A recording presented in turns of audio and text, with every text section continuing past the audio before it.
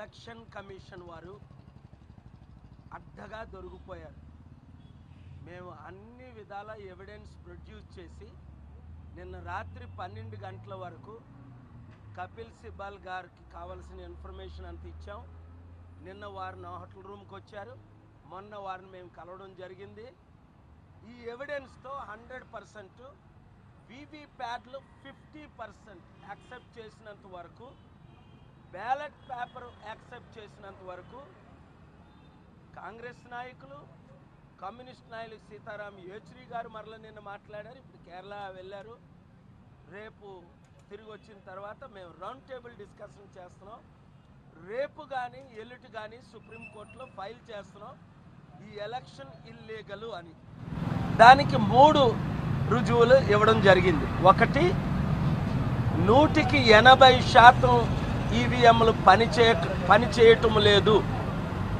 నరసాపురం సరిపల్లిలో మధ్యాహ్నం 2 గంటల వరకు ఈవీఎం స్టార్టే చేయలేదు వర్క్ చేయడం. కపిల్ సిబల్ గారు చెప్పారు, ఇతర లాయర్స్ చెప్పారు.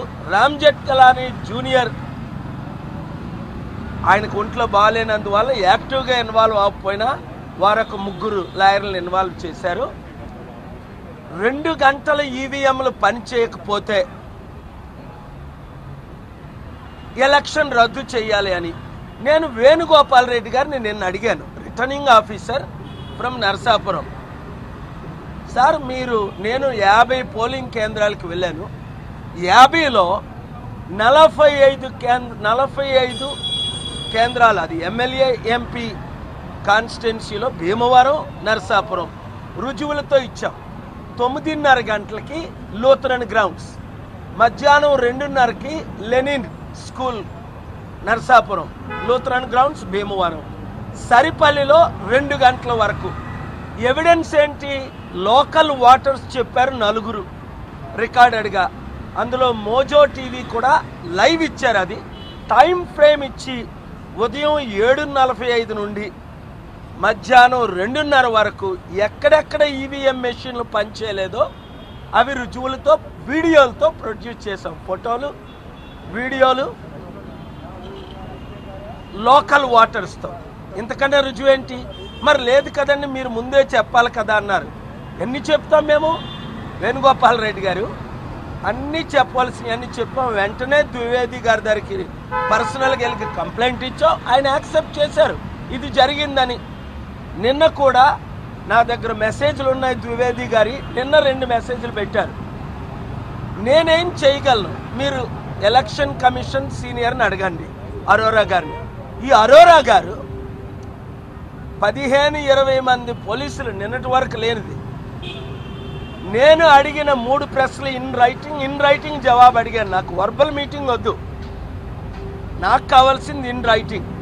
ఒకటి, 180%, 90% ఈవీఎంలు ఎందుకు పనిచేయలేదు భీమవరం, నరసాపురం 50 పోలింగ్ కేంద్రాల్లో. 2, ఆల్ నైట్ పోలింగ్ ఎందుకు అయింది తెల్లవారి 3-4 గంటల వరకు. 3, లాక్ చేయడానికి వితిన్ 2 to 4 hours చేయవలసింది నెక్స్ట్ డే అంటే 18 గంటల తర్వాత కూడా నేను పర్సనల్గా తణుకు, ఆచంట ఉండి ఇవన్నీ నేను విజిట్ చేశాను, రికార్డ్ చేశాం ఇవన్నీని మా టీంతో వెళ్ళి. ఎందుకు మీరు 3 గంటల వరకు నెక్స్ట్ డే మధ్యాహ్నం 3 అంటే 5 నుంచి 6 గంటలు లాక్ చేయవలసింది రాత్రి 12 లోపుని ఇంకొక 18 గంటలు ఎందుకు లాక్ చేయలేదు? 4, పోలీసులు ఎందుకు సరిపల్లిలో పింక్ స్లిప్లు డిస్ట్రిబ్యూట్ చేశారు, వాళ్ళందరిని వెళ్ళిపోమన్నారు? 5, అందరూ వెళ్ళిపోయిన తర్వాత 6:30 నుండి రాత్రి 12:30 వరకు ఎందుకు పోలింగ్, ఆ ప్రత్యేకమైన పోలింగ్ కేంద్రం తెరవబడి ఉంది, అలాగే 100 పోలింగ్ కేంద్రాలు. ఒక్కదానికి జవాబు లేదు, ఇన్ రైటింగ్ లేదు, పర్సనల్గా లేదు.